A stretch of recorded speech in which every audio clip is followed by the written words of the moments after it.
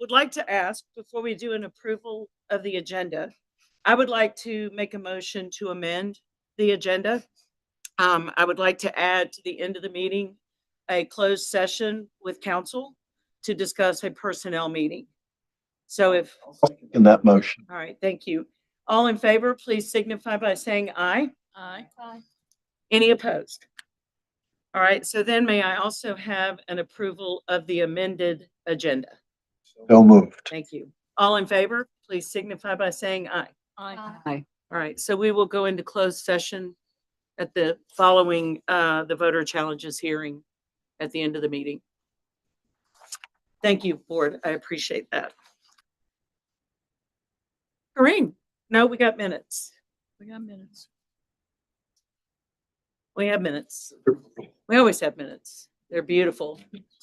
There are the minutes for you to sign. Okay. Assuming that having been circulated, are there any changes or amendments to the minutes as presented? My second in and Quinn, Oh, my Lord. No, they look good. See what I have to, do you see? All right. So for a change, but it doesn't change the actionable. Okay. I'm If I could have a motion to approve the minutes as circulated. All right, all in favor, please signify by saying aye. Aye. Any opposed? All right, the minutes for Tuesday, December 9th are approved. I can get the board to sign those. That would be great. And I'm now going to turn over the microphone to Corinne for office updates. Thank you, Glenda. Happy New Year. This is our first meeting of the new year, and I feel like we're off to a great start. We talked about this in previous meetings, but I'm really happy that we were able to run the election here at 35 Woodfin for the Muni. We learned a lot. Things are going well. I think we're in a good place for the primary. I have sent out to you, I think Gabrielle actually sent it out to you, the article of general info for this election. That's a really helpful article that you are, feel free to send around. It's also on our website, and it has all of our early voting dates and absentee information and election day information. So that will help people. Sometimes a primary can be confusing about what a primary is and why we have primary. So that should help. We are also working on a few things. We're really off and running already. The first is that we're working on ballot proofs. We're in the final stages of that. Once those are proofed, that means we get sample ballots. And when those sample ballots are approved and posted, that's when the public is able to look those up and figure out what's on their ballot according to their party affiliation.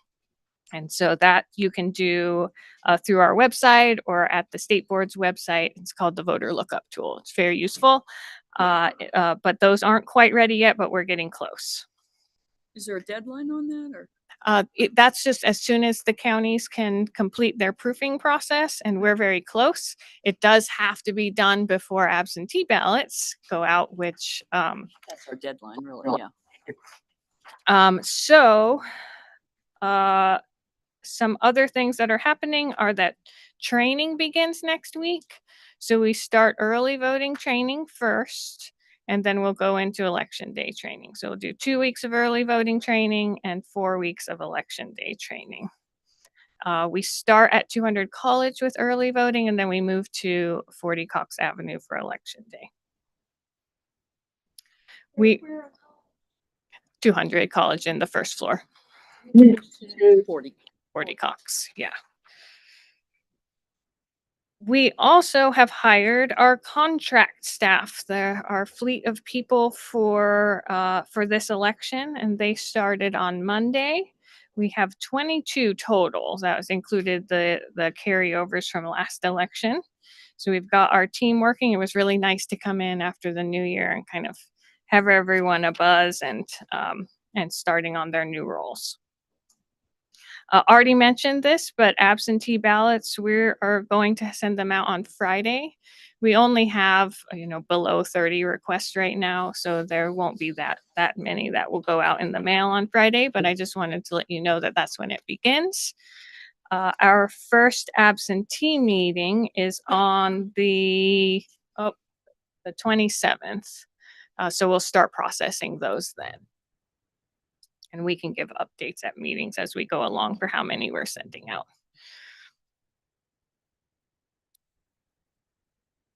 Okay, the next thing, I was hoping just to update you on a deadline, that the candidate challenge deadline is this Thursday. But about 40 minutes ago, I got a challenge filed. So that means that this board will have a hearing. I sent out some information on this before the holidays, and I'll resend that so that it's fresh in everyone's mind.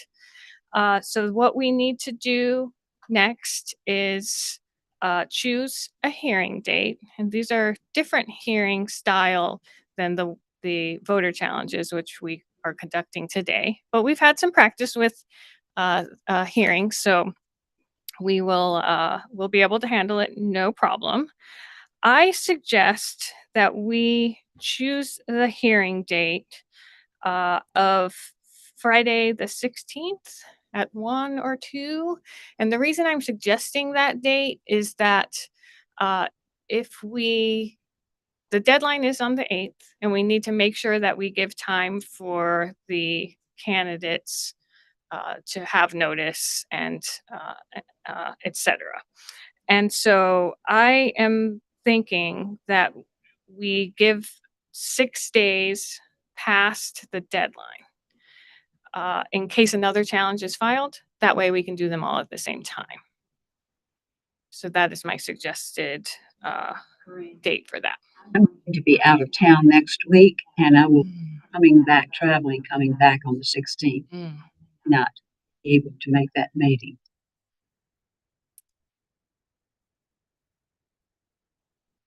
Look at the schedule. Not does it start? It was Friday is what she was looking. We can set the time. No, if it were later, I'll probably be in by 3 o'clock that day, I'm looking at the or maybe later. I'm looking at the 15th. Would the She won't be 15th here. She won't You be won't be here here all at all. week. on the Uh-uh. that week? That whole week she's out, returning on the 16th. Is Monday the 19th too late, Colleen? That's a holiday, No, but we I'm sorry. but we could Read your do, calendar. but we could do the 20th. That pushes us out a bit. I wouldn't want to go later than that. I'll be traveling, so I couldn't do it by Zoom either. So what does the, Courtney, just out of consideration for your travel, because I know we discussed and you have to be out of town for business. Do you think you could be here by 4 o'clock on that Friday or no? Okay, It's too early. No, we probably won't get in about 8 or 9 at night. okay. On Friday, the 16th? Driving. I need this. Okay, I thought you'd said. So you something think about Tuesday, 3, the but 20th, okay. Jake? Yeah, Tuesday, the 20th looks for everybody. It's good if we meet, why don't, Good try. I always have Tuesdays open because we have election board meetings. And so I know Okay, that's we'll open still have for it me. blocked. so do you want to shoot for 2 o'clock that afternoon, Corinne? Or do you want to do our normal 3:30? I'd like to do 3:30. Whatever. I'm easy. What is the pleasure of the rest of the board? 3:30? Okay. I think just the only thing to consider would be if we were doing multiple hearings, that might push you later into the evening. I can do 2:30. I can't do any earlier. So Okay. if we wanted to start a little earlier. Works for me. 2:30? 2:30. 2:30, Jake? Old American. All right, on Tuesday, the 20th at 2:30, candidate challenge hearing. All right, so we will, AKA next meeting date. Yeah, 2:30. Okay, we will get that noticed and we'll do all the proper notice for this hearing too. It has additional notice requirements. So candidate, the challenger, the rest of the candidates in that race, the party chairs. So we'll make sure that we get that going. I'll resend out the information of how the hearing's held, make sure the county attorney and state board's aware. Mhm. Right, thank you. Just a quick follow-up question. Before we convene on the 20th, will you circulate materials about these challenges so we can read them before we come in? Yes, yes, yeah, One yeah. other question. Do we have do we have a court reporter at that time as well? I think that we should. We're not required to if we have good audio, which I think this room has, but I would like to make sure of that. So I'm going to request that Kurt Euler set up a court reporter for us just to cover our bases. Great.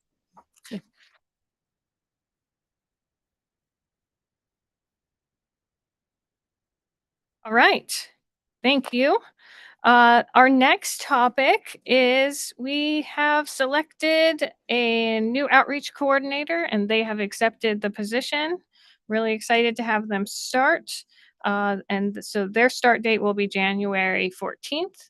And we also got some overlap approved so that Karen will be able to overlap with them some and get them off to a good start. I think that they are going to be a great team member, and I'll make sure to bring them in and introduce her to everyone when she's officially here.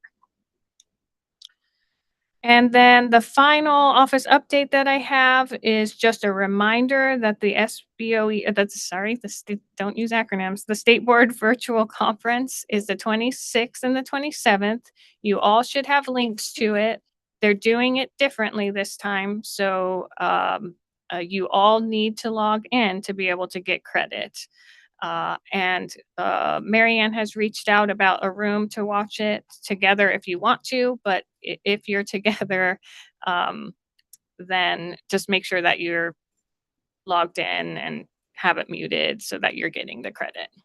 Will we be gathering here? It'll be the training room next door. Okay. Thanks. And Gabrielle will send out information about that. So we can watch it at home if we want. You can watch it at home if you would like. Marianne's very valid concern was that on the Tuesday, we have a board meeting right after. So the Oh, I see. getting here from there might be challenging. Yeah.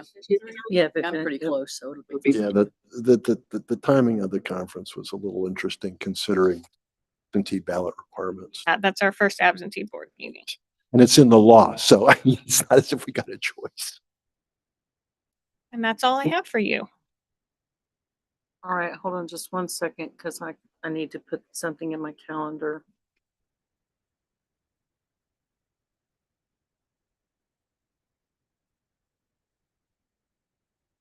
Thank you.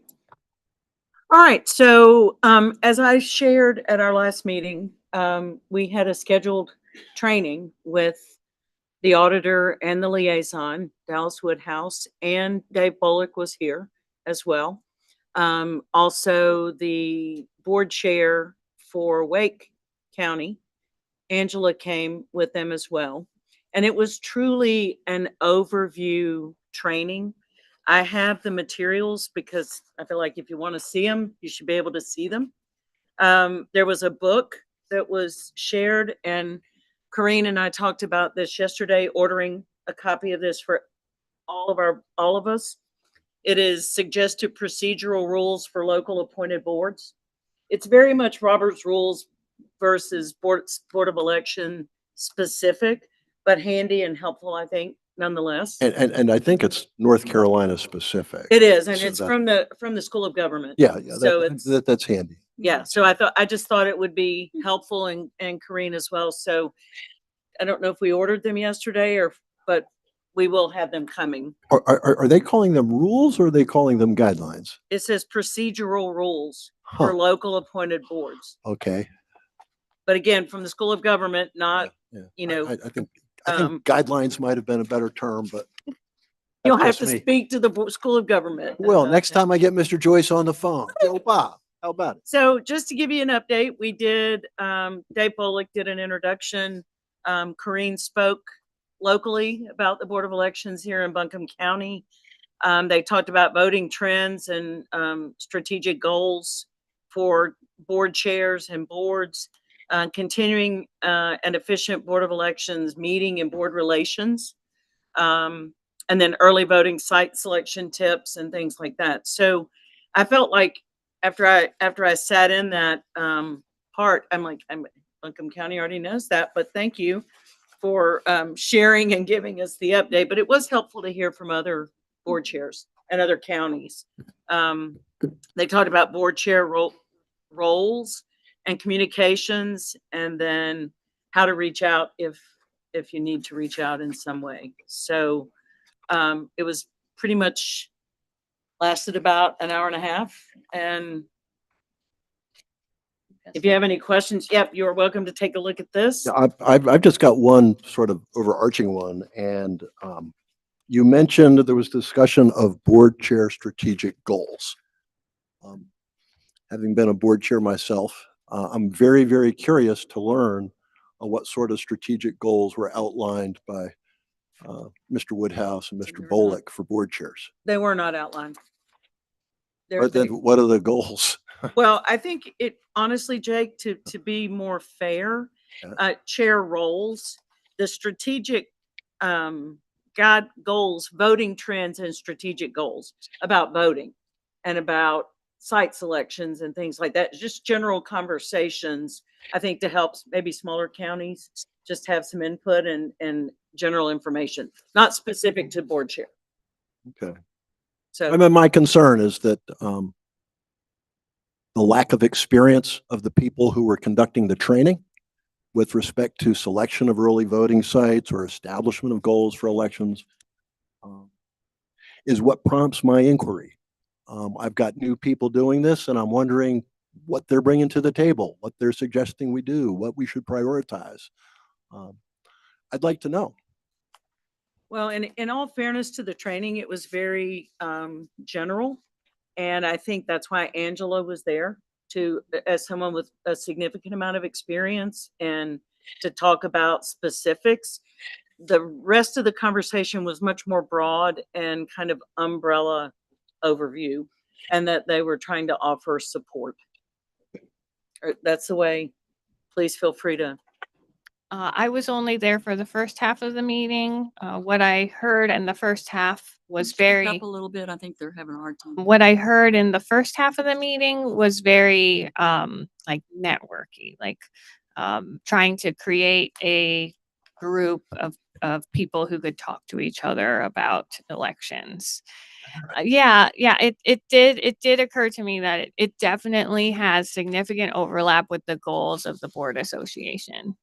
But very similar vibe of here's the people in the region and you know, talk to each other and they had a lot of, you know, tell us your concerns kind of atmosphere too. But I was only there for the first half. Can I ask another question too, Sure, please? sure. The, do we have a better sense of what Dallas Woodhouse continued role is going to be with regard to the work that he does with each of the counties? My understanding and my observation was, again, to Jake's point, I think it's more about being a conduit and asking questions and sharing information, and just trying to be accessible if we need support or help or there's any sort of thing that arises. Accessible from the auditor's department? I Well, mean, I think isn't, from oversight of elections. but is the auditor the overseer of the elections? Yes, he is. He's the overseer of the elections. I He- know he picks the chair. Well, but the state board is Right, is but the- he's hired by whom? he's elected. No, I'm talking about Dallas Woodhouse. He's hired by the auditor, Right. Correct. not the state board. That's what I'm asking. I don't know that I can answer your question other Okay. than any less broad than what my observation and my understanding.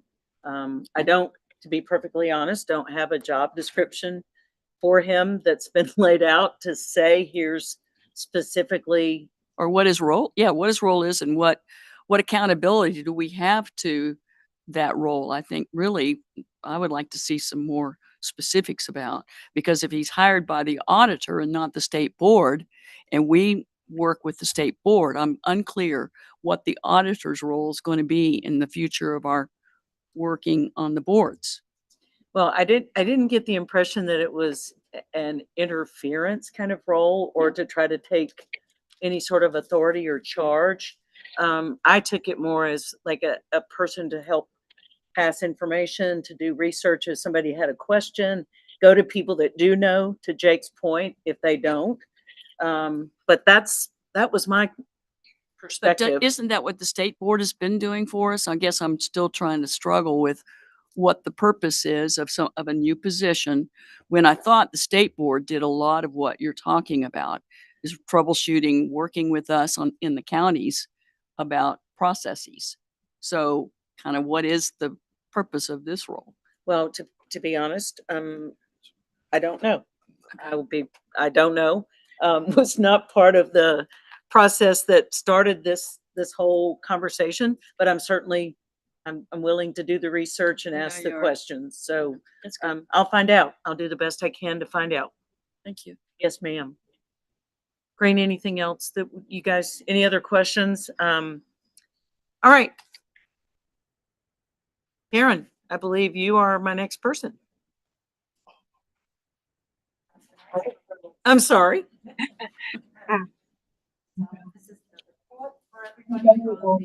Thank you. We had Thank you. people that dropped out. And we've Had a had people that had to be reassigned because it didn't work with party balance or it didn't work for AM versus PM preference, and so in the column that's sort of basically in the middle, original worker, that's the person that you appointed at the meeting on December the 9th. And then 2 columns over is the reason that they're not working. So you can see some people no longer available, some people just switching location. And then the far right column is who's replacing that slot. And for most of the positions, I was able to find somebody that had the same party affiliation. That wasn't always possible. There were a couple of them that switched parties. And the thing that I draw your attention to is Upper Hominy Valley Yeah. had lots there on the 9th, and very, very challenging to find people to work there. We managed to get a couple of people to switch from working at Anchor Candler or West Ashford. Good. There. And we still have 1 vacant slot that hasn't been filled. We did reduce the number of workers. We originally were looking to hire 5 for the AM, and for the PMs, we've gone down now to 4. Still missing 1, but Okay. working actively on that. Good. Yeah.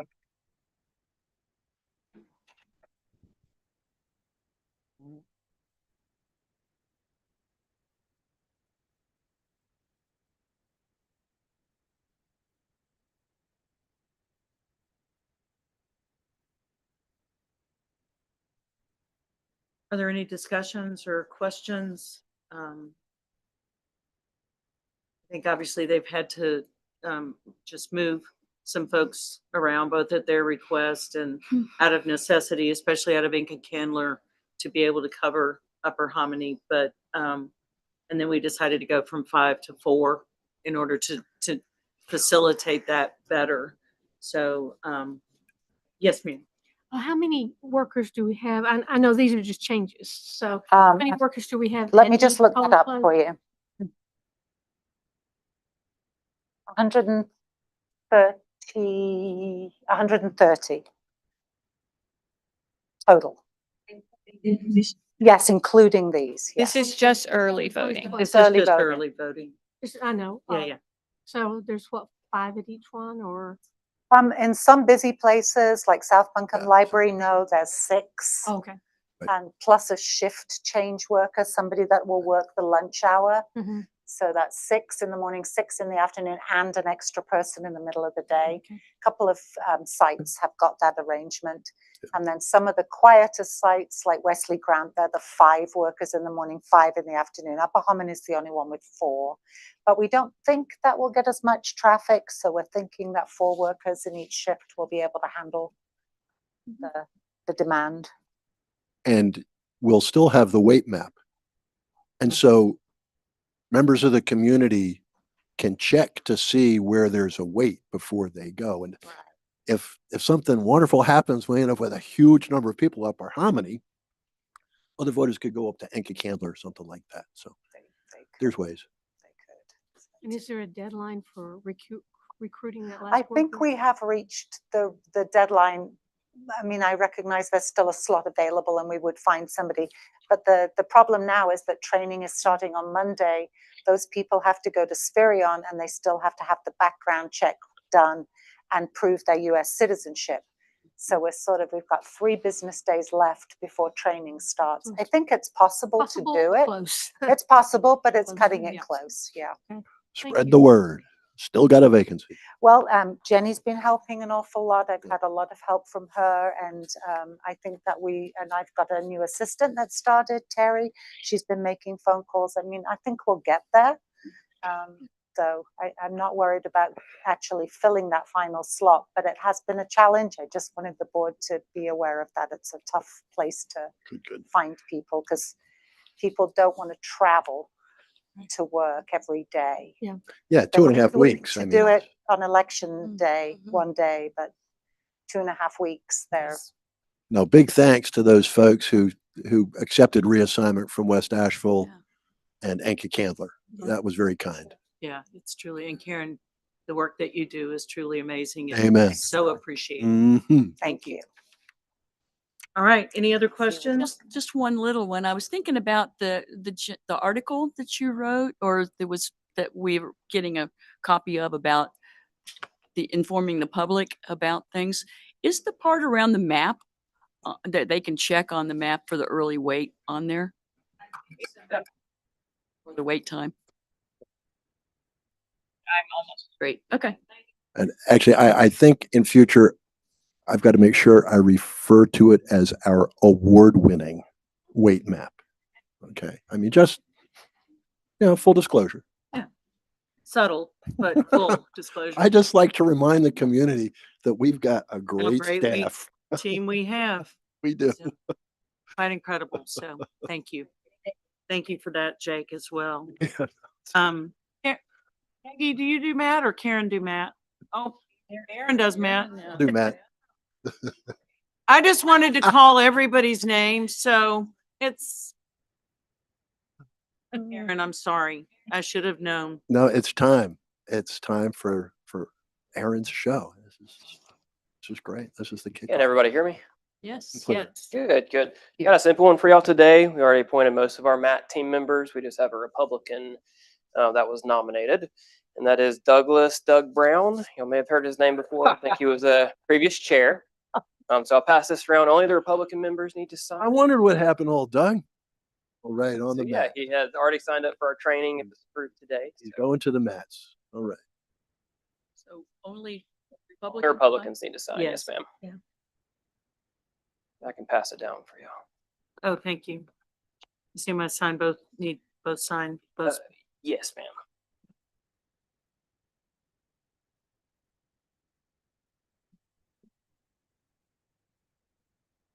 Thank you. Thank you. Please tell Doug, thank you.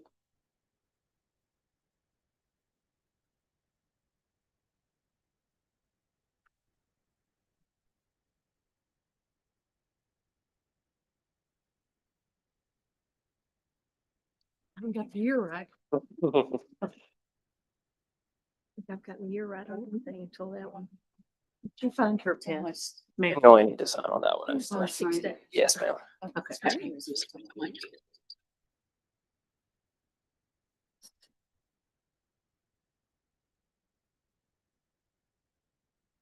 That's all I have today, but I'll be seeing you a lot more in a few Aaron, weeks. hold on just one second. Yes. Since this is an appointment, I'd like to have a motion to accept the appointment of Doug to this position. So if I could please have a motion. I'll make a motion.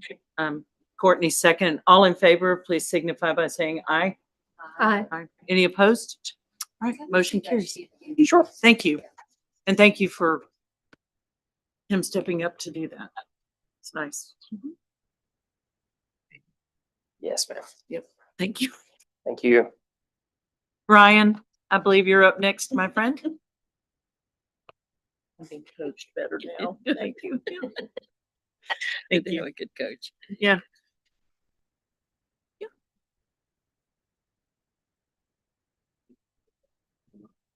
Oh, Jake, not tonight. You're gonna be in We're trouble. not doing it. All right. Hello, everybody. Third.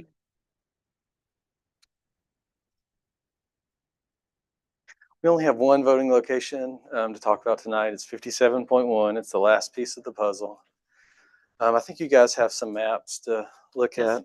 And it was previously Emma's Grove Baptist Church. They decided they wanted to go a different direction. So we found Cane Creek Community Center. Now it's a little bit out of precinct. I think I did a pretty thorough job of trying to find any kind of public building or our church that would be that would have the capacity to be a voting location. It's about probably about 1 mile outside of the precinct. It's off of Cane Creek Road, and I think most folks in the precinct would be familiar with where that's at. Right, so I have a resolution that I'll share with the board to make this change. The current voting location for precinct 57.1 is Emma's Grove Baptist Church. And where the North Carolina General Statute 163-128 provides that the County Board of Elections shall have the power from time to time by resolution to establish, alter, or create such new election precincts or voting places as may be deemed expedient. The county board's proposals, subject to approval by the executive director of the State Board of Elections. But this resolution is to move Emma's Grove Baptist Church to Cane Creek Community Center. Any questions or concerns? I'm waiting Jake's map I'm just searching. curious how these maps fit together. I can't. I can see it.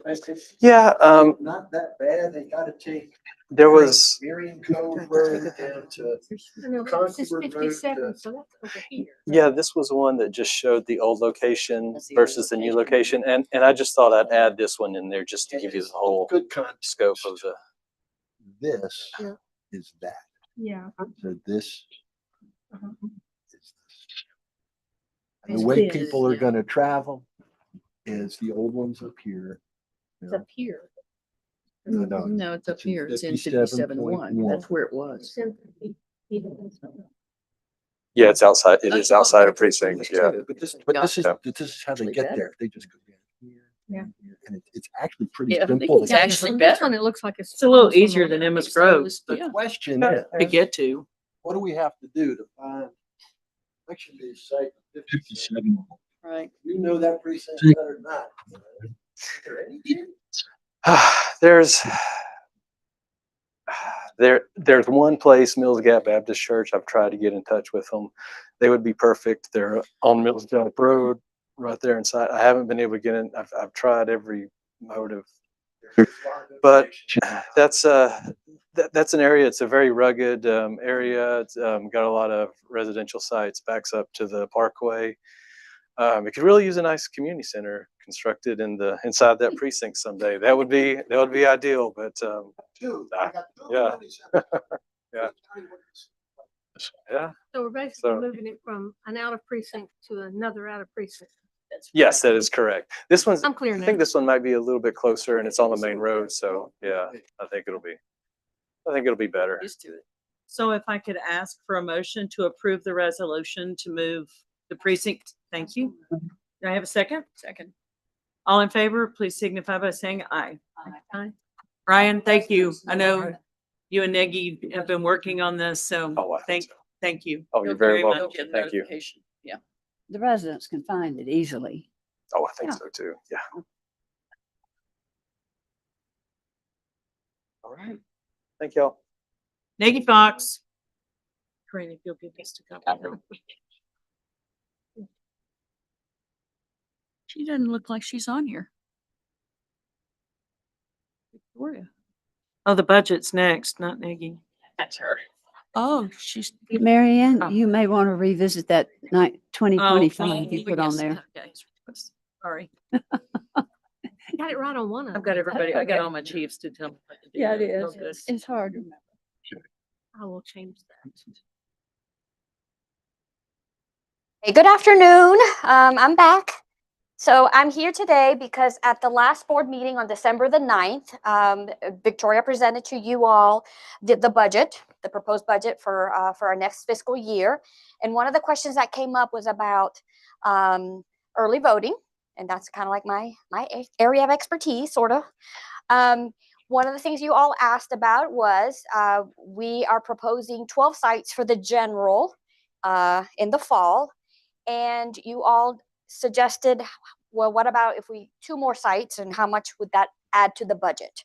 So I had our finance guru, Victoria, run some numbers. And so just so that you all know some of the parameters that we work with is for early voting, we do shifts. We do a morning shift and we do an afternoon shift. You know, our hours are 8 to 7:30 at night. So it's an 11.5-hour day. So we break it up into shifts. We have a chief judge that runs the morning shift with their crew, and we have an afternoon shift that runs the afternoon crew for the 2.5 weeks that we are open.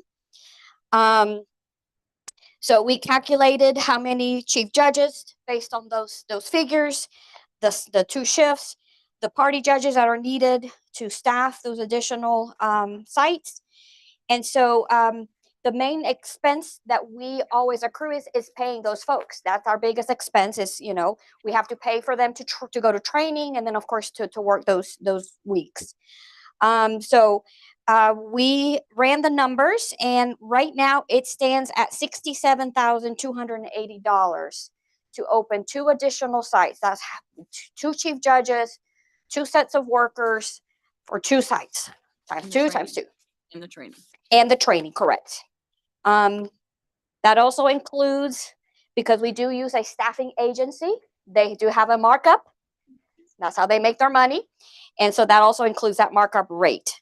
So we're at 67,280. Of course, if we divide that by 2, if we just want, you know, so it's 33,000. So those are the numbers that we would be looking at for adding those additional sites. What I would like to emphasize is that as I head in, because I will be back in May to provide you all with an early voting plan for the general, I am looking for big sites. Some of our sites that we have are great. They're big. However, where we are lacking is in parking. That is the #1 obstacle that we are running across. The parking is simply not sufficient enough. And we saw that very clearly during the 2024 election. We tried parking attendants.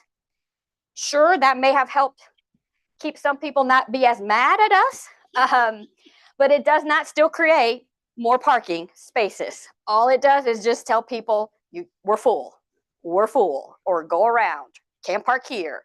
So I would like to just emphasize that with the increased, I expect the turnout to be higher than what we've done in previous years. I would like to emphasize, I want to increase capacity. So that means places that have the capability to have the extra parking that we need. I'm also keeping in mind that we only have so many machines.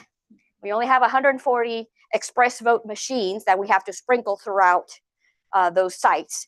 And so if we want to increase capacity, you know, we want to get those people in and out and we want to make it efficient and we want to make it, you know, that quick service that we prefer, sometimes more may not be the answer.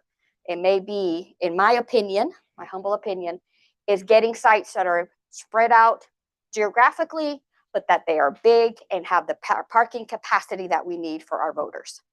Early voting is 2.5 weeks. It's not meant to be like our election day in 80 different locations. We're meant to be in good locations, practical, convenient for our voters. And that is my goal for you all when I come back to present that plan. And Negi, just a clarification, the numbers that you provided is staffing only. It's staffing So only, it right? There's doesn't- some additional costs, you know, there, you know, for If we have to if rent we a have to rent site, the location, that would, you know, leasing, you know, there's, you know, supplies, additional supplies for the additional sites. So yeah, but our biggest cost would be staffing. So that's what I'm providing for you all today. Thank Mr. you. Jake, Do you have a rough estimate, like another 10% on top of 67? If what do you think? you're Another gonna, It's really tough. I mean, if you find a place that's going to charge you money, that's so different from It's so finding different, a you know, public facility. It's, Broad range. it's a broad It's- range. I would say from, yeah, we just have to be strategic about this. I mean, Yeah. we've got finite resources, Right. but we want to make it as easy as possible for the community to participate. I got to tell y'all, I hope you're aware of the change that the U.S. Postal Service implemented on December 24th with respect to mail cancellation, postmarks. postmark dates. Yeah. For a reason that makes no sense to me, the United States Post Office has decided to not cancel a letter until it reaches a processing facility. So if you're mailing something today, you get it in the mail by 5 o'clock, you think it's going to get today's postmark, you are mistaken. Not until it gets to Greenville will it get the postmark, unless you go up to the counter and get it hand canceled.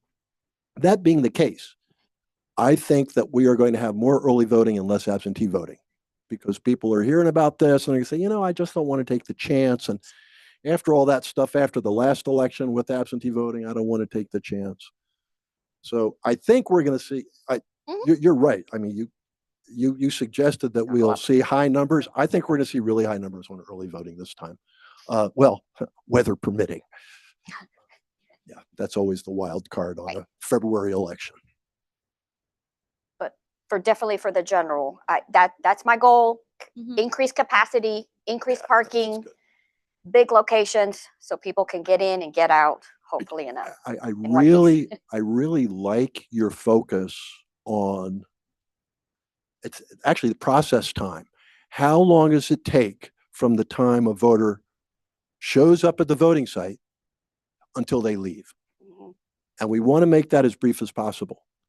And you've posed an interesting question. Do we do that with more sites with fewer machines at each? Do we do it with fewer sites and more machines at each? More parking. Parking is Yeah, the well, key. and that's it. And see that when I talk about a voter showing up to vote, the first thing they got to do Honestly, is park their car. where to put my car? And that is, thank you for making that part of Right. the picture that we're looking at, Yeah. because we're going to have some tough decisions to make when it comes Right. to this. Another little side note here is curbside voting. Curbside voting, we saw a huge increase in the last election. So I would like to also increase the capacity in that area. So that means more spots for people to be able to. We have an understanding why there was a huge increase in curbside. I mean, it wasn't like during the pandemic or something. So No, I think some people, saw that as a convenient way of just. I think it's like absentee people weren't Or- really aware of curbside voting before the pandemic, but when 2020 hit, it became we can do that. there too. is that. I can Yes. plan And I right think and do it. Thank you. How many spots do we have at each? Typically just have the one, Yeah. maybe two at the most. I've So seen two at some of the two at the polls, most is yeah. what I've done. So I would like to propose, increasing that capacity, so Yeah. that we can make. I it saw efficient. people lined up. To get I'm into thinking of it. the Wesley Grant Southside Center. I saw voters lined up, and all that did was prevent everybody else from using the parking lot. Yeah. So, thank you. So, We yeah, need so parking large- is my focus. we need considerable acreage for automobiles. So, Thank you. all right, lots to think about for the next time. All right, that's it for me. Thank you, Nikki. Thank you. Thank you, Nick. We appreciate that. That's very helpful. Victoria, do we have anything else that she has to share? Okay. All right. Thank you. Board meeting schedule.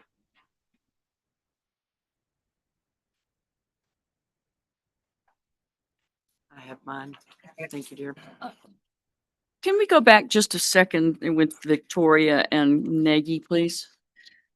Thinking about the budget. So when we get to see that next draft of the budget, will there be a way to show in the line items what it's going to be like if we have that, if we're budgeting for both the 12 and the 14?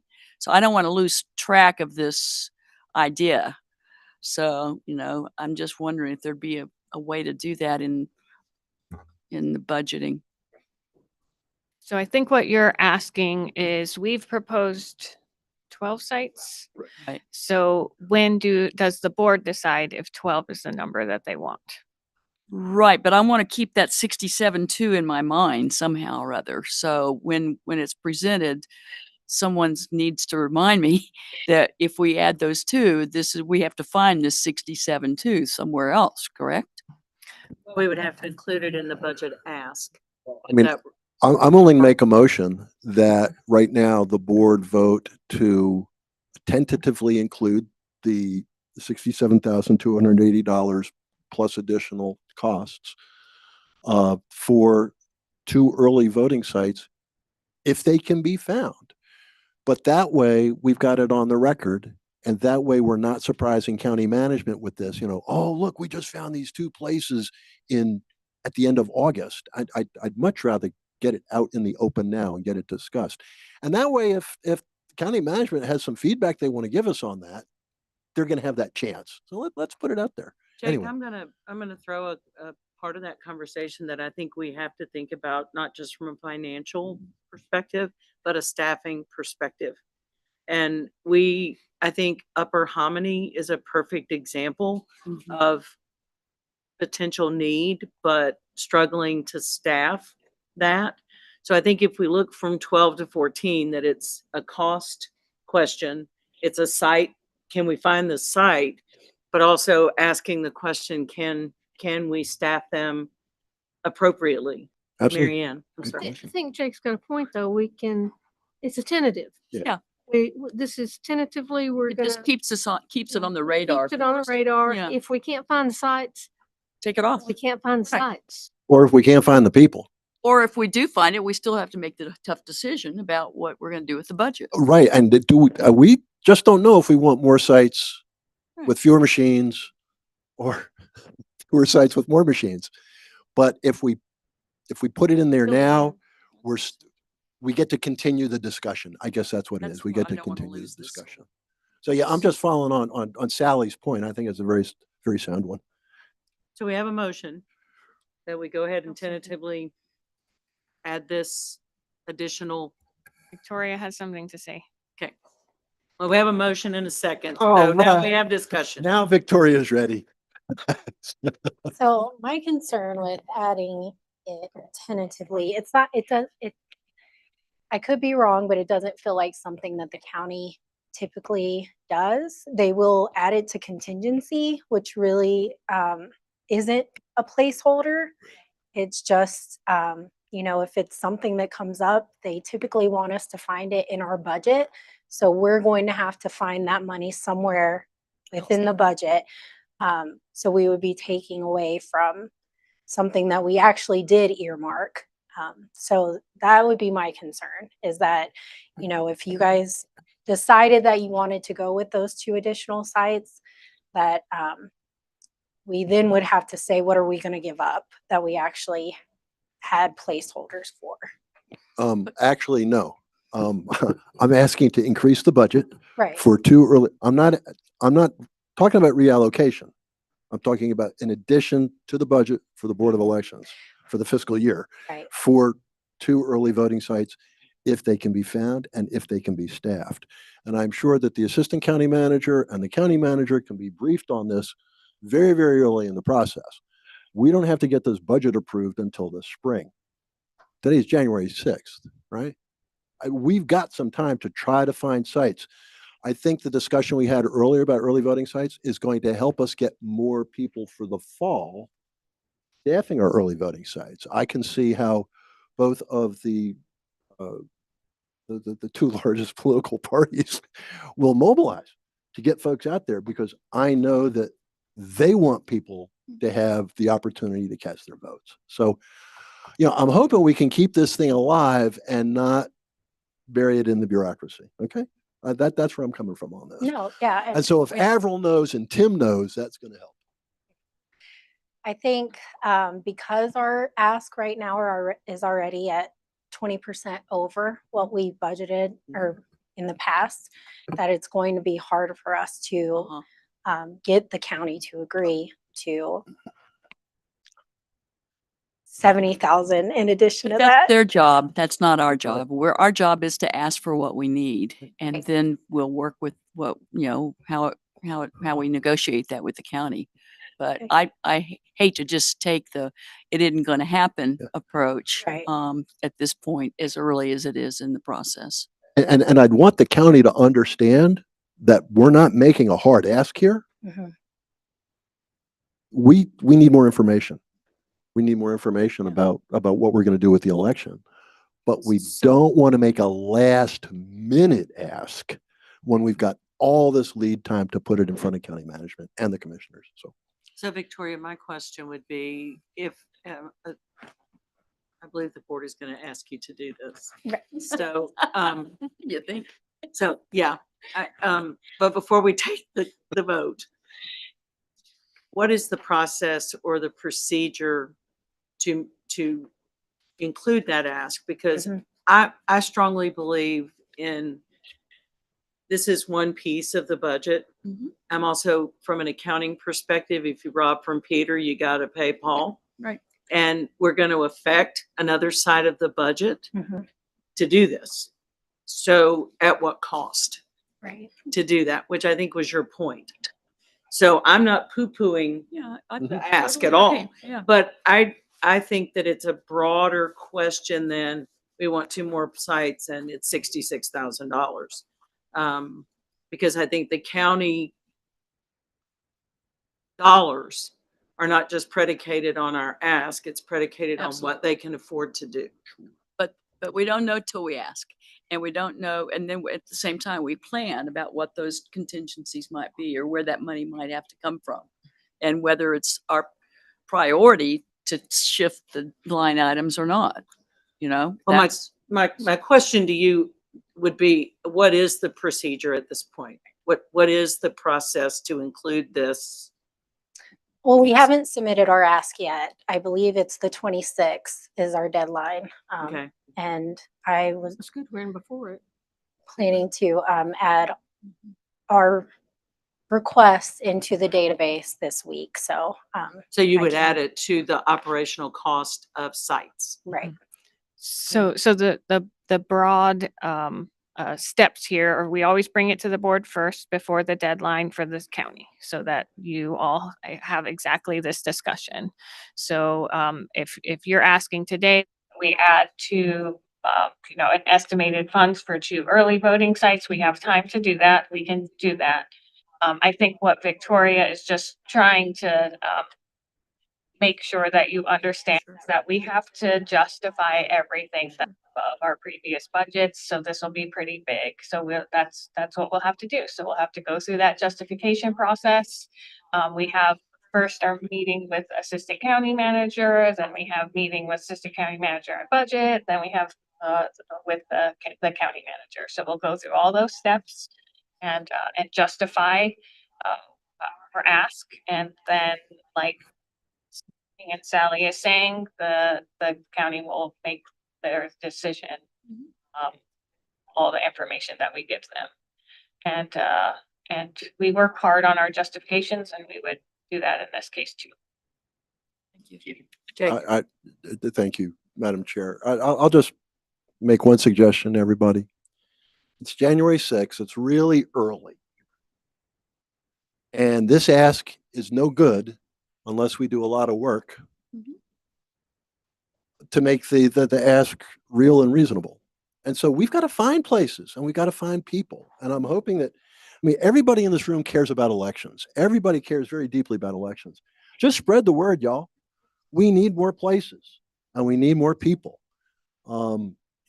Even if we have all the money in the world, it's no good if we can't find facilities and staff to do it. So please, address it with some urgency. I know I'm going to be out there.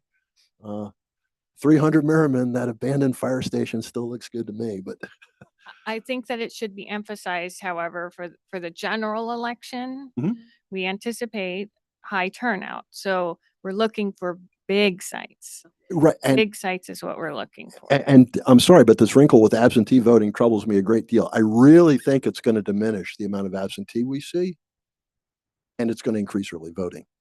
That's going to be the trade-off. So anyway, this is a big deal. We got an opportunity, and I hope we are able to take full advantage of it. But Yes, ma'am.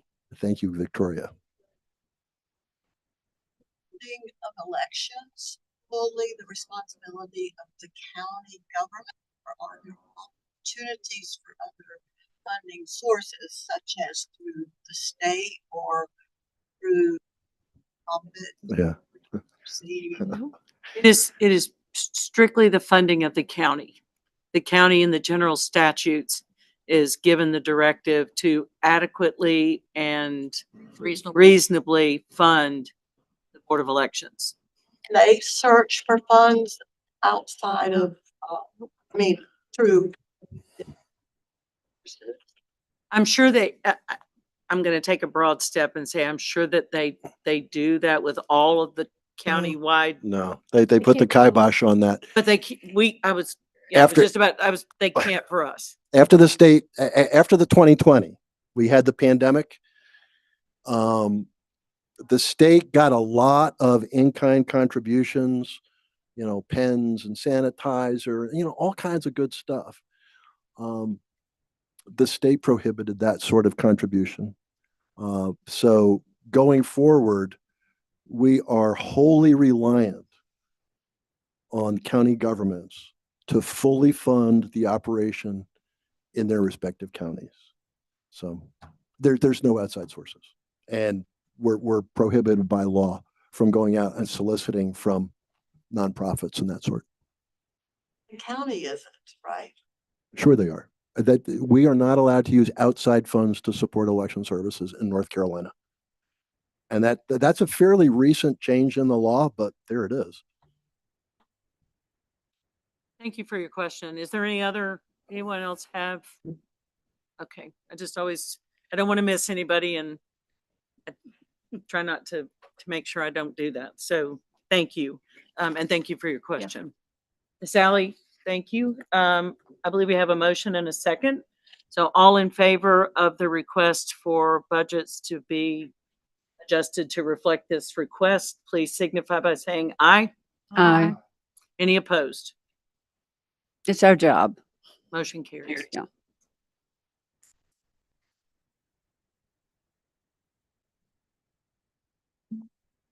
All right. Now to decide what we will be doing for the next 10 months.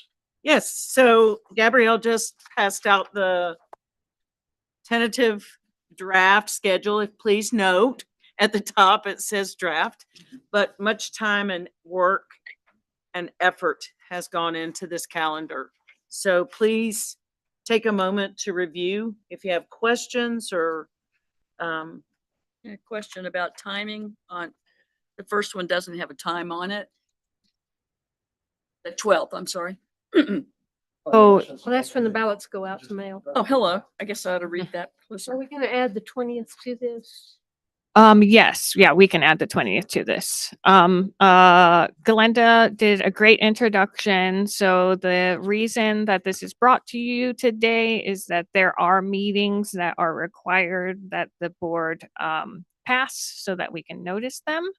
And just to be comprehensive, we give you the whole schedule so that we can do our best to all be here, especially in the primary. It'll be a big election. This is a working board.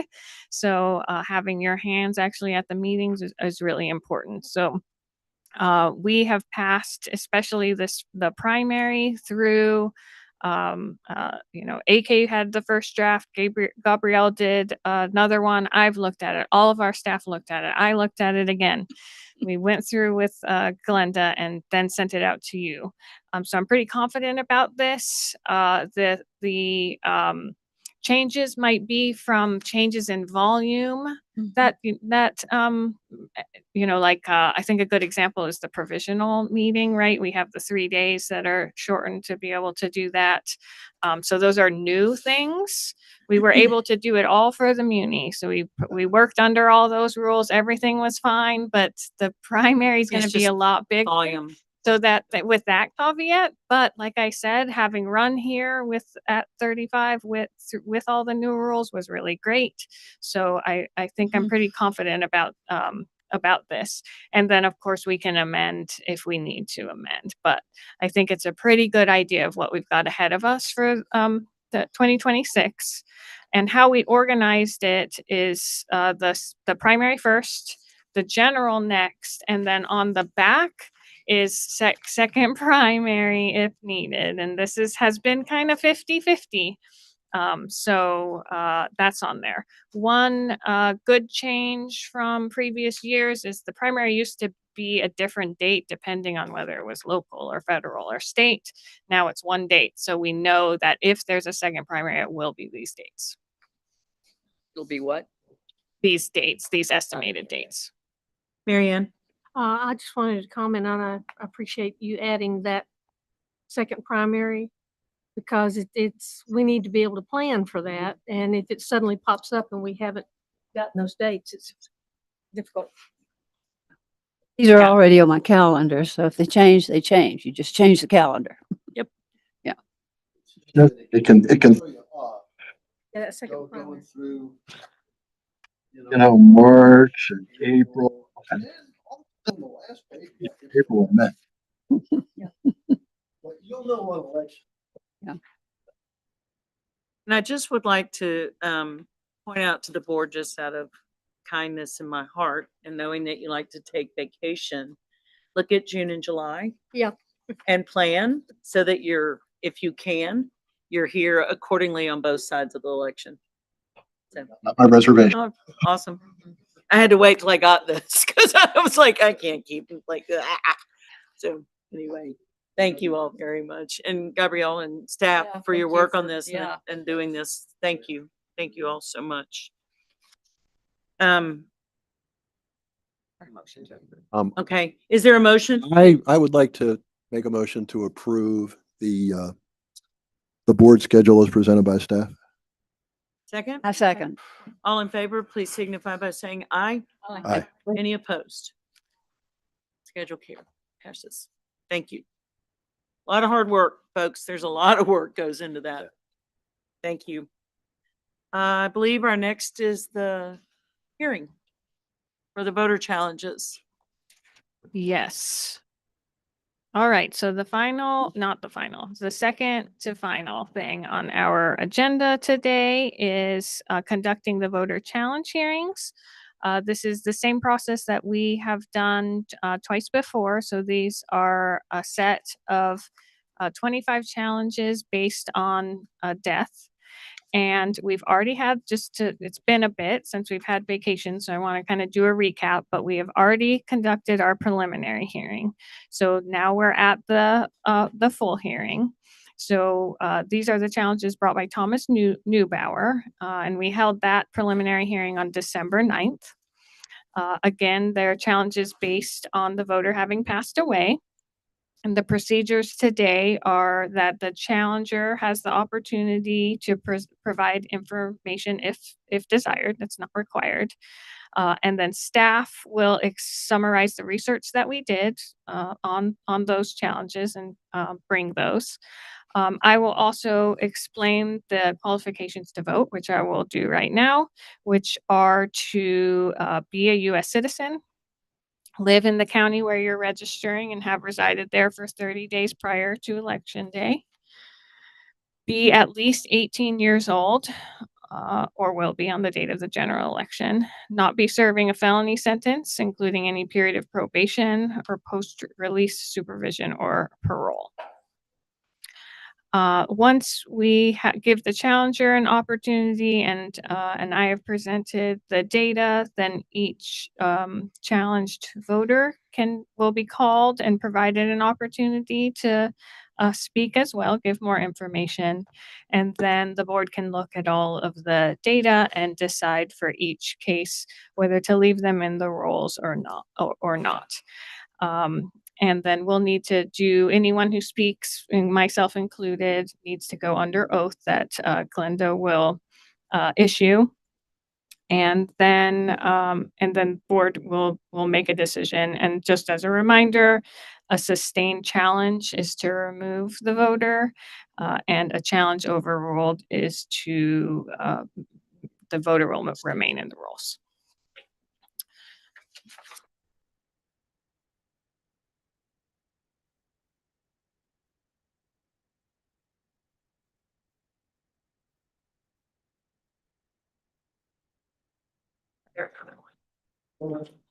Thomas.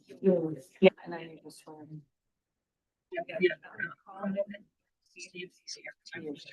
Thomas? Would you like to speak? Okay, all right. Okay, thank you. And then you will each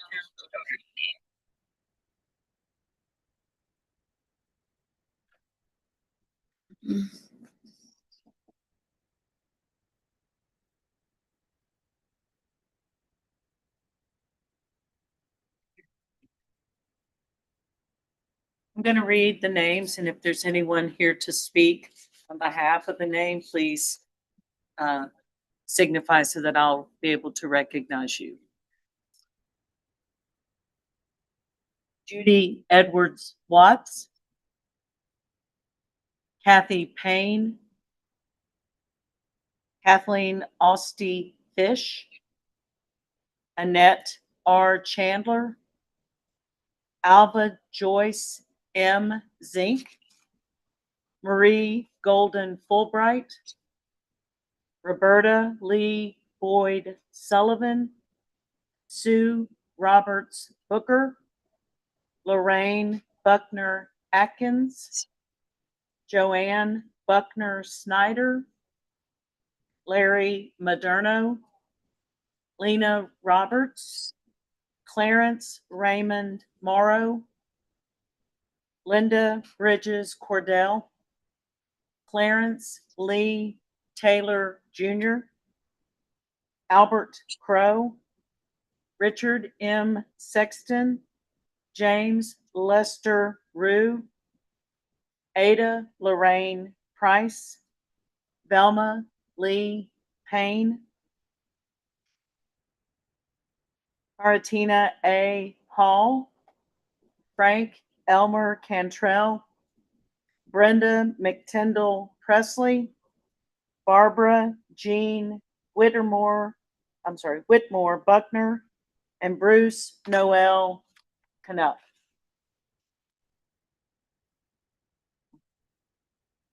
Is there anyone here to speak on behalf of any of those listed? Okay.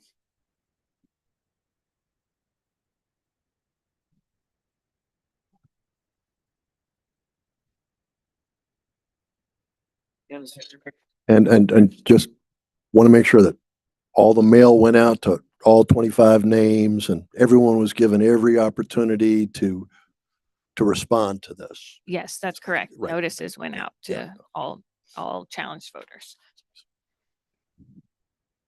Raise your right hand. You swear or affirm that the statements and information that you shall give in this hearing with respect to your identity and qualifications to be registered and to vote shall be the truth, the whole truth, and nothing but the truth. So help you God. I swear.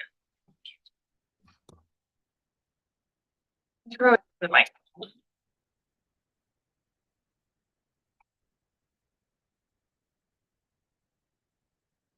Thank you, Maggie. Switch them off.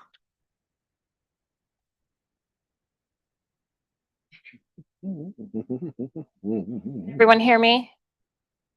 Okay, Yes. fantastic. All right, so you have seen these challenges before, so you've seen all of the documentation. What I have in addition for you today is the same format that we've had before, where we have the list of the challenged voters, and then we have looked for them in our registration database. We have that list here, and then we have our research notes. So it tells you what we found for each of these. So things like a name mismatch or a date of birth mismatch. And we've also got them organized in those categories so that it'll be easier for you all to review. There are two lists so that each of the two groups can work through the document. So Glenda, here's one, just the overall list for you, and Thank then you. for you in pairs to review are these other lists. So again, that's our staff notes. And then I'll pass these out in categories just to make it easier. But this one here is a name mismatch category.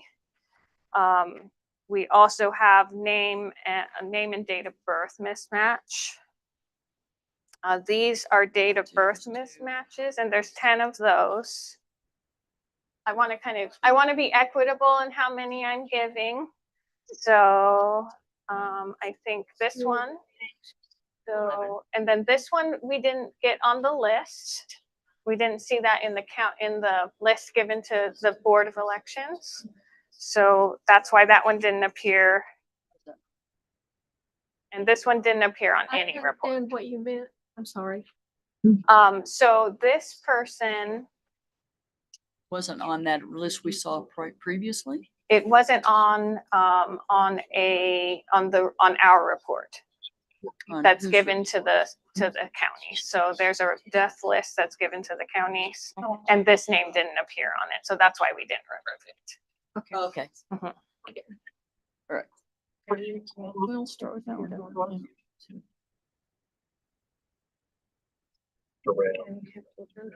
But otherwise it's okay. And Glenda. Where's Angelica? Angelica's over here. She's the parent. Oh, okay, because, you know, I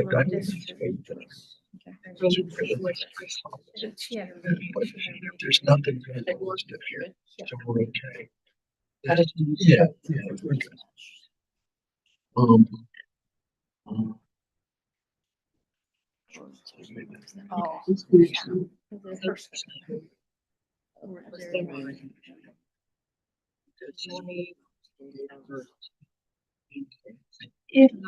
It's not in my.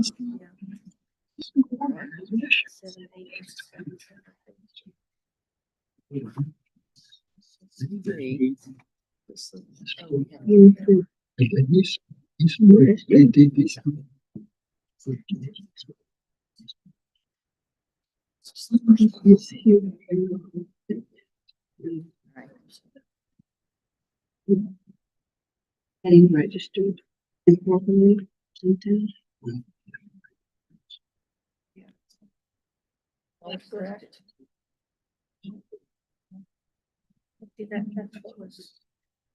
No. Information seen, that's all.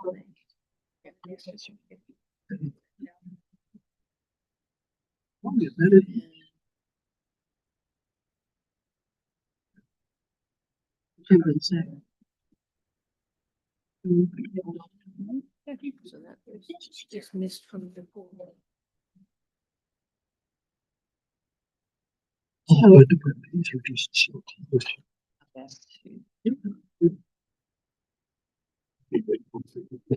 And this is just.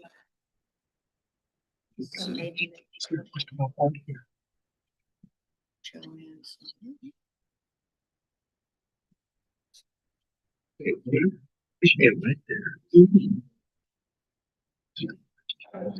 No buttons. We should ask Brandon that question. Yeah. And this was, that was.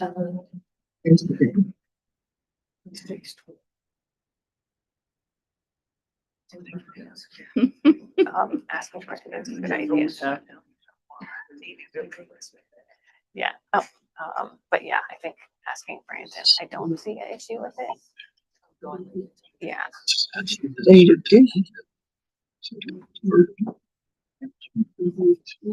We'll see what the year for. Yeah. Right, so change the middle names mismatch. Okay.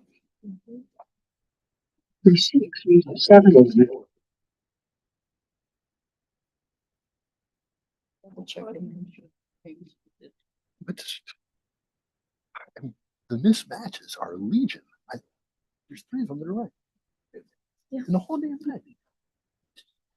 I've never seen anything like that. What did you make? Well, in every single instance with this.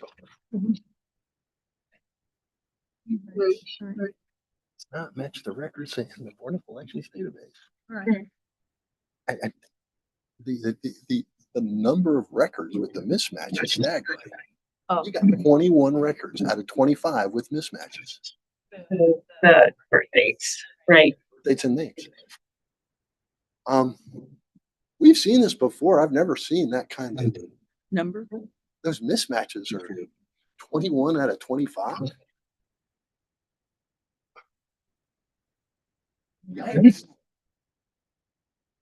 Social security number be the same. Sure. Right. I want social security number. We get the last 4 digits of the social security. Yep. And that's why we need to have corroborating information. But yes, it's an important factor.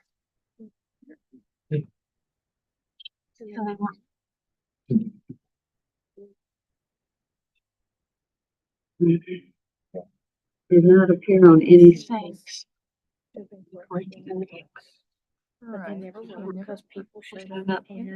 Director, the last entry on the list says individual quote unquote did not appear on any report. Does that mean that individual is not in the Board of Elections database? All right, next.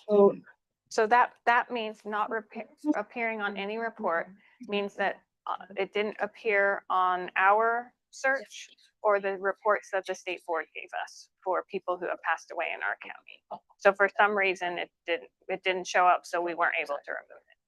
Okay, but to go back to the spreadsheet, the 3 names above it did appear on a report. The middle names. That means that they appeared on the report correct and we missed them. This got them. Okay. See, that's an AKA. Oh, yeah. Yeah. Okay, thank you.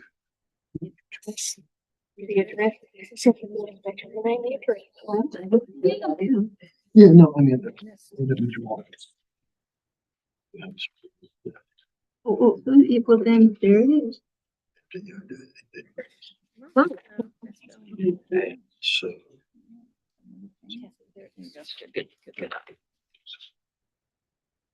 So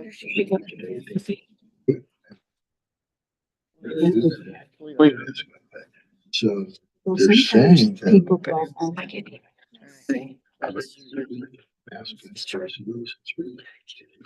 This individual was right here at Lester's. Suppose he was out in Leicester, out in the country someplace, and nobody reported, except somehow he did get it. Yeah, that's her first name. She goes by Kathleen. There's an Elsky here. Where was he when he died? See, well, Yeah, yeah. Does it say? It has a spouse.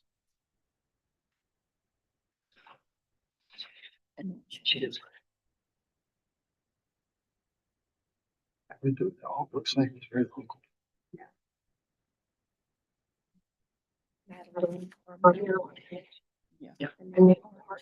Sometimes somebody in the office that day, that week, is out.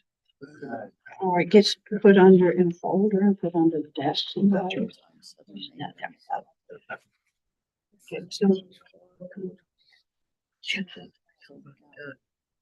So you think we can, okay? Yes, yeah. So how do we do that? Yeah.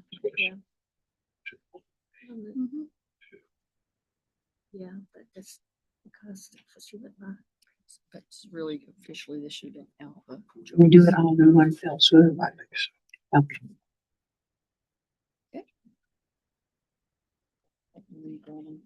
Yes, we did. Do we need to check these others? Okay, this is. And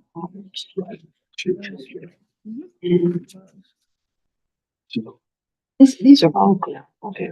Right. See what we have here is. Or it's legal products, but that's against the. Yeah. So it's the same. But it also says year mismatch. And on that, we don't have. So date of birth is 46. And then they're saying that it's 46. So that means in 46 state of this. It's assumption. Yeah. That's correct.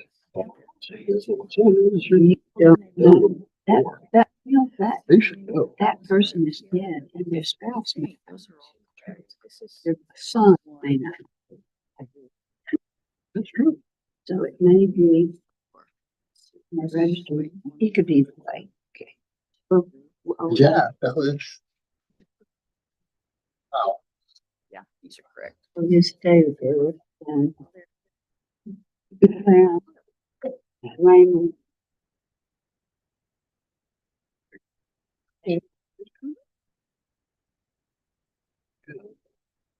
Now they're saying. It's number seven. It's just means those databases. Number 7. Day.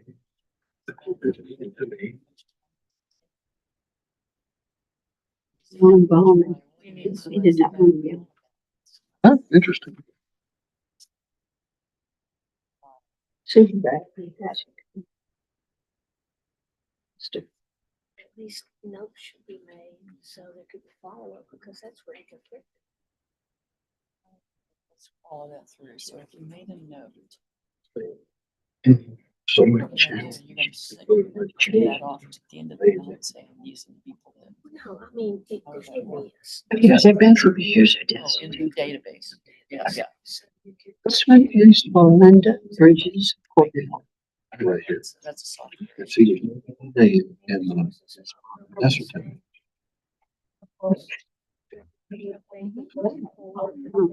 That would be a way to. Sure. Is it the cyber site? Yeah, but it's just the days.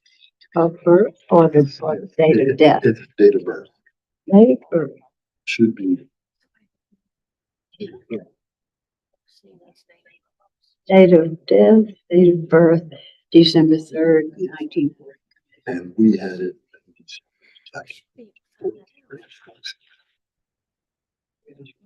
Did you find out anything about the, who's on the committee for the Um, replacement of the scenes? Clarence Lee Taylor Jr. Oh, okay. Now that we're in the- 22. I I think think it it's makes 23 rights. Date of birth. I'm having my friend Marianne, like the assistant. Gonna look at her too. What do you think? But I haven't I made think that that call. time, yet. I mean, there's not too many on that other. I didn't want to Do the thing. I didn't want to do it without No. chatting You about better what else. also was thought going on. about Bring Rhea, it Devin, down. too. I know one of them. But, and how we, Or how much representation do we get? Right, that's So if it's, They say if that. we're lucky, the then. board, He says. It'd be nice to know what they're. What they're considering and how far along they are in the process. Richard.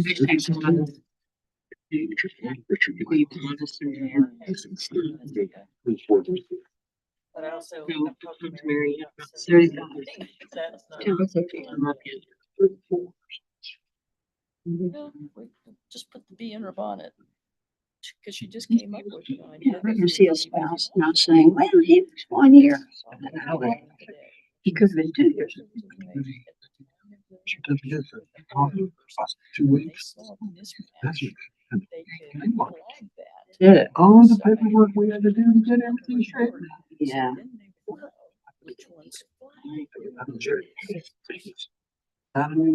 Official document. The judge is very good. This is James Lester. Right here, James Lester Reed. R.E.R.H.U. W. 1932. Fairly easy to fix. But those are the kinds of things that people know what they're doing. Billy Board, 30. No, they do. Before that, 32.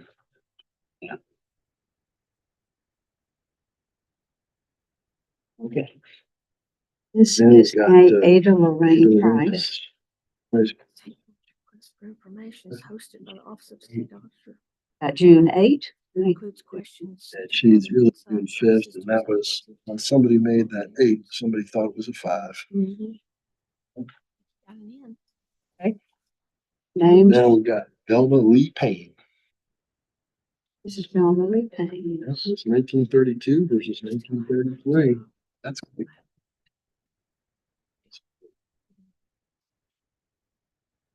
And now it's Girl Tina A. Hall. And 419 versus 519. So we got the months different. You also did that. 30.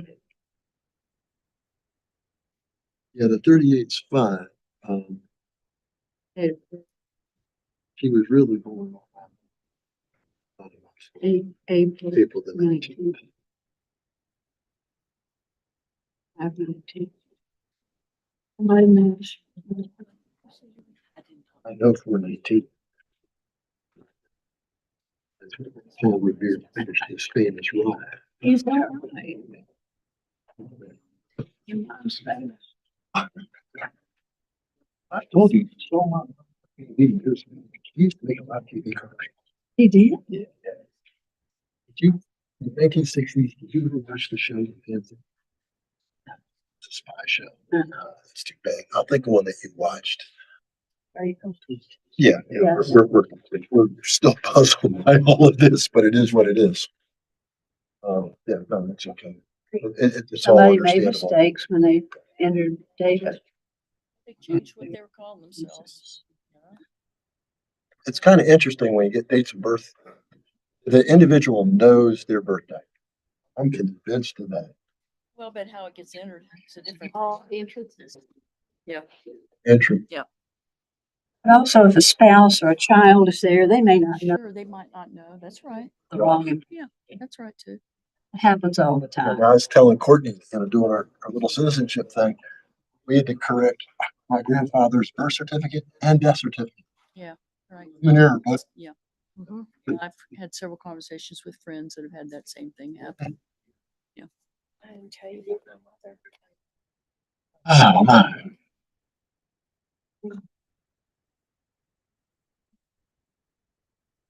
So everybody okay to move forward?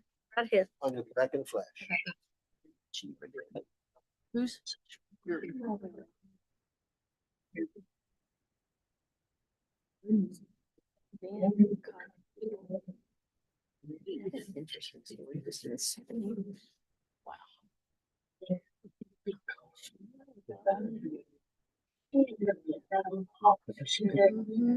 Did your father die?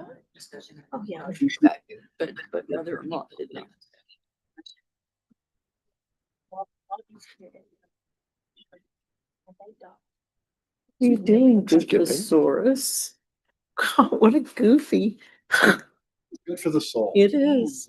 Okay, Glenda, so the board has reviewed all of the challenges. All right, is there any further discussion on material that you've reviewed or anything that we need to do before we make a motion, whether to sustain or overrule? Why are you looking at me? Jake, you got anything to say? I have nothing to say. May I have a motion then to sustain? All right, all in favor, please signify by saying aye. Aye. Any opposed? The voter challenges are sustained. I'll second it if you needed it over there.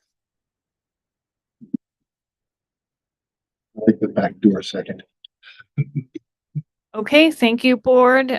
So we'll make those adjustments in the system and do all of the proper noticing for those as well. And we'll make sure that all of these forms are entered into the register, the voters registration database so that that's all tracked. So your decision's tracked. This meeting is adjourned and the board will now move into closed session. Me suggest one refinement. I would humbly suggest that we not adjourn until we have completed all of our business and instead right now, simply move into executive session for a specific purpose that we have to state before we make that change. My apologies. No, there's nothing to apologize for, Glenda. I mean, this is your first time being chair of this thing. I just want to try to help out, but I'm sorry about being a bull in a china shop a lot of times. You're all right. You skip, so that's a good. I good- skip. You I do love to skip. skip. so that- Skipping is good Skipping for is you. small. Don't go out and watch. It's Skipping like a bull not in the good. china closet. So, to, amend what I just did and unadjourn, I am now unadjourned. Judy has something to say. Judy? Thank you. I have a question about the schedule up under the office update on, for January 20th. Yes, ma'am. That was for candidate challenges. Is that in case there are any, or have candidate challenges? Are you at liberty to share that with us? Corinne? Yes, ma'am. There has been a challenge filed. Yes, so this was just right before the board meeting, so I haven't had a chance to share the actual challenge with the board, but if you're okay with that, I will share that now. So a candidate challenge was filed, and the candidate being challenged is Vic Mormon for sheriff.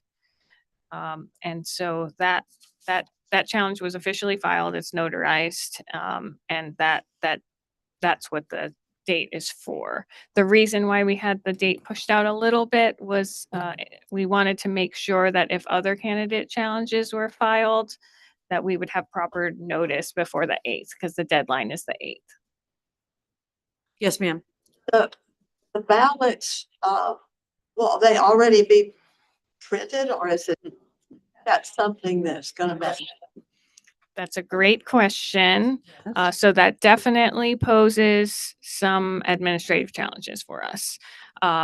This is because if you recall, if you've been following elections long enough, you might recall that the primary used to be in May. And so when it was moved to March, not all other laws followed that and left enough time. So we are going to have to send out ballots by law by the 12th. We're aiming to send them out on Friday, the first round of them. Those will have the names of the candidates as they have filed, because unless they are challenged and sustained by the board, then they are candidates. If there is a change to that, then we will have to deal with that then. So that would mean reissuing ballots. You mean guess- reprinting the ballots? Correct. I guess we could, if we so chose, have that hearing prior to the 12th. That wouldn't help us. No, because we have to give the candidate enough That's right. notice. Yes. What you were talking about earlier. Mhm. I didn't want my being out of town to No, affect it that. Well, you have to give the candidate sufficient notice because unlike with a voter challenge, a voter registration challenge where the burden of proof is on the challenger, the burden of proof here is on the candidate. And so they need sufficient time to, read the charge, develop a response and a presentation. Mhm. And be noticed of that. So I'll be creating those notices and sending it out to the candidate so that, the candidate might not even be aware that this has been filed yet. Probably not. The 8th is the deadline if there are any additional challenges. Correct. So that might be something that we can talk to folks about, just adjusting our little timetable here Mhm. to accommodate a March primary. Yes, I think that would be a great statute Okay. adjustment. And it's something that, it's not a partisan issue. I mean, we just want ease of administration. So I know a few electeds I'm going to talk to about it, and I would encourage others to do the same.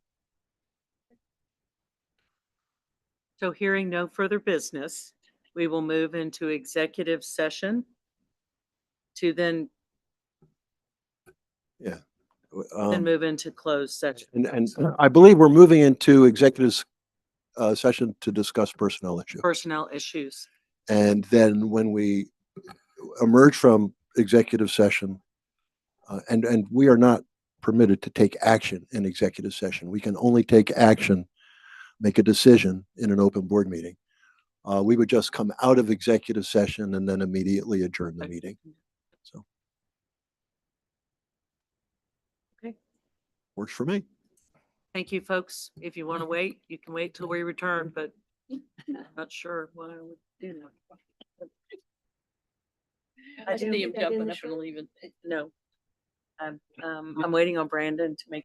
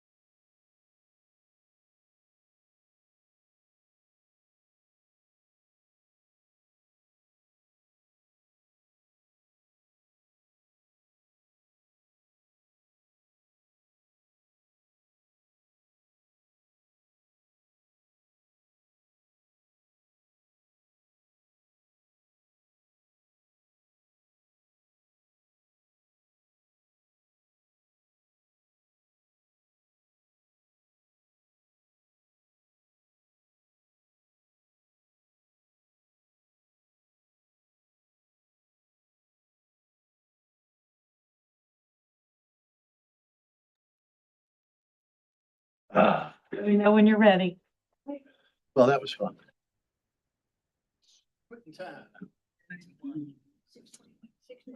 Thank you. Is she ready? It is now time to reconvene the meeting of the Board of Elections. Madam Chair, if I may, could I make a motion to adjourn our meeting? Thank you. May I have a second? All in favor, please signify by saying aye. Aye. This meeting is adjourned.